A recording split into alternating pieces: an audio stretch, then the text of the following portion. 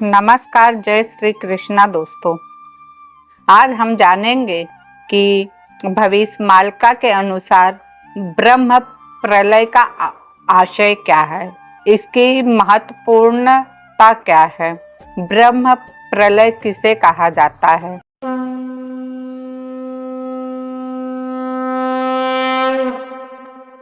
आप कृपा करके पूरी वीडियो को अवश्य देखिएगा। आप लोगों को ब्रह्म प्रलय के बारे में पूर्ण जानकारी प्राप्त होगी। तो आगे बढ़ने से पहले अगर आप हमारे चैनल पर पहली बार आए हैं तो हमारे चैनल को सब्सक्राइब कीजिएगा, बेल आइकन अवश्य दबाइएगा ताकि ऐसे ही जानकारी वर्धक वीडियो आप तक पहुंच सके, और लाइक शेयर अवश्य कीजिएगा। तो चलिए शुरू करते हैं। हमारे सनातन धर्म और हिंदू में एक महत्वपूर्ण भूमिका निभाती है। यह प्रलय का सबसे बड़ा रूप है जिसमें संपूर्ण सृष्टि का विनाश होता है और ब्रह्मांड अपार जल राशि में समा जाता है। ब्रह्म प्रलय के अनुसार मृत्युलोक अर्थात पृथ्वी, ब्रह्मलोक और अन्य सभी लोक समेत जीव जगत, सूर्य, चंद्रमा, नक्षत्र और आकाश गंगाएं सब कुछ जल में डूब जाता है।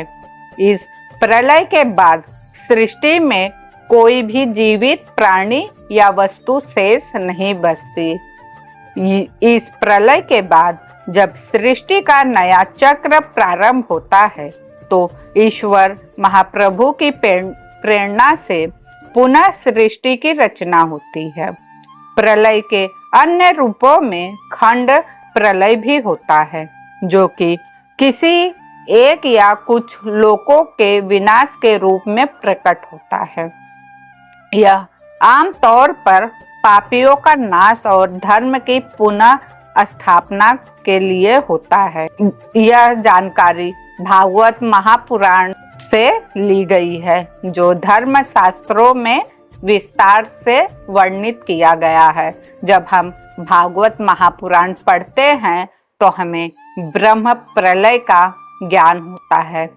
और भागवत पुराण क्यों पढ़ना चाहिए हमें, क्योंकि संत अच्युतानंद दास जी ने स्वयं बताया है कि भागवत पुराण पढ़ने से हमें अनेकों प्रकार की जानकारी भी मिलती है, साथ में हमें अपने धर्म का ज्ञान भी बढ़ते जाता है। तो अब जानते हैं खंड प्रलय का अर्थ क्या है। भविष्यमालिका या भविष्य पुराण से लिया गया है यह जो बातें मैं अभी बताने जा रही हूँ आप सभी को, जो हिंदू धर्म के एक प्रमुख पुराणों में से एक है। इस ग्रंथ में भविष्य के बारे में कई भविष्यवाणियां और घटनाओं का उल्लेख किया गया है। खंड प्रलय एक ऐसी स्थिति है जहां ब्रह्मांड के कुछ हिस्से का विनाश होता है, जबकि ब्रह्मांड का शेष हिस्सा अस्तित्व में बना रहता है। इसे आंशिक विनाश का या खंड प्रलय कहा जाता है। यह पूर्ण प्रलय महाप्रलय से भिन्न है, जिसमें संपूर्ण सृष्टि का विनाश होता है। भविष्य पुराण के अनुसार खंड प्रलय का समय कलयुग के अंत के करीब होता है। कलयुग हिंदू धर्म में 4 युगों में से एक है और इसे सबसे अंधकारमय युग कहा गया, अंधकार का युग कहा गया है।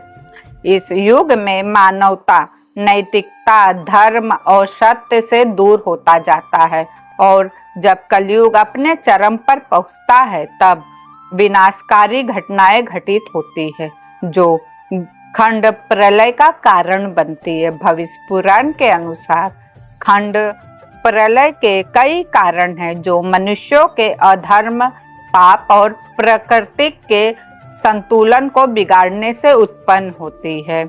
कलयुग में मानवता अपने नैतिक और धार्मिक मूल्यों को भूल जाती है।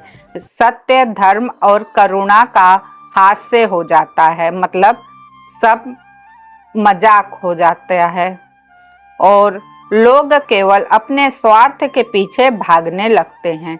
यह धार्मिक और नैतिक पतन से सृष्टि में असंतुलन पैदा करता है। मानव अपने भौतिक सुखों के लिए पृथ्वी और प्राकृतिक साधनों का अत्यधिक दुरुपयोग करने लगता है। यह पृथ्वी की सहनशीलता की सीमा को पार कर देता है और इसके परिणाम स्वरूप प्राकृतिक आपदाएं जैसे भूकंप, बाढ़ और ज्वालामुखी का विस्फोट होते हैं। हिंदू धर्म में असुर या दानव वे होते हैं जो अधर्म का प्रतीक होते हैं। खंड प्रलय से पहले असुरी शक्तियां अत्यधिक प्रबल हो जाती है और उनका प्रभाव मानवता पर हावी हो जाता है, जिससे चारों ओर हिंसा और अराजकता फैलती जाती है। लोगों का आचरण कलयुग के अंत में अत्यधिक भ्रष्ट और अनैतिक होते जाता है और लोग अपनी इच्छाओं के लिए किसी भी हद को पार कर सकते हैं और समाज में हिंसा, अपराध और अधर्म फैलता है। भविष्य पुराण में यह भी उल्लेख किया गया है कि कलयुग के अंत में शासन और राजा अत्यधिक भ्रष्ट और अन्यायी होते जाएंगे।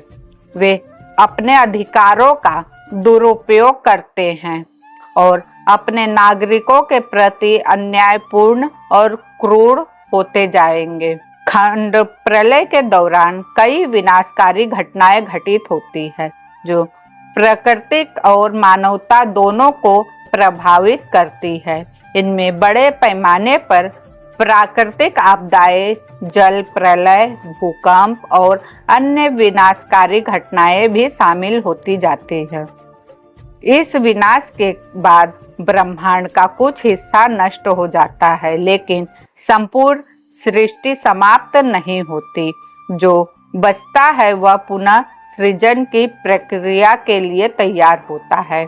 खंड प्रलय के बाद ब्रह्मांड में नया युग की शुरुआत होती है। यह नया युग सत्य और धर्म की पुनः स्थापना के साथ आता है और मान्यता है कि भगवान विष्णु का अवतार, कल्कि अवतार इस समय होगा, जो धर्म की पुनः स्थापना करेंगे और अधर्म का नाश करेंगे। इस नए युग को सतयुग कहा जाता है, जिसमें सत्य, न्याय और धर्म का वर्चस्व होगा। भविष्यमाला या भविष्य पुराण के अनुसार खंड प्रलय कलयुग के अंत में होने वाला है।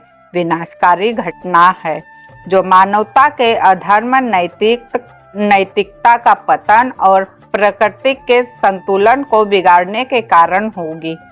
यह घटना ब्रह्मांड के कुछ हिस्सों का विनाश करेगी, लेकिन पूर्ण प्रलय नहीं होती। खंड प्रलय के बाद सत्य और धर्म की पुनः स्थापना के साथ एक नए युग की शुरुआत होगी। तो आज मैंने आप सभी को बहुत ही विस्तार पूर्वक बताई हूँ कि खंड प्रलय और ब्रह्म प्रलय का अर्थ क्या है। अगर आप लोगों ने यहाँ तक मेरी वीडियो को सुना है और देखा है तो आप ज़्यादा से ज़्यादा लोगों के पास इस वीडियो को शेयर अवश्य कीजिएगा, ताकि उन्हें भी अंतर का ज्ञान हो सके। और खंड प्रलय होने के बाद हमारा नए युग का शुरुआत होगा। पूरी सृष्टि विनाश नहीं होगी, ये आप लोग ध्यान में रखिए। तो अब इस वीडियो को मैं यहीं समाप्त करूंगी। आप तब तक के लिए आप हमारे चैनल को लाइक, शेयर, सब्सक्राइब अवश्य कीजिएगा। धन्यवाद। जय श्री कृष्णा, जय जगन्नाथ।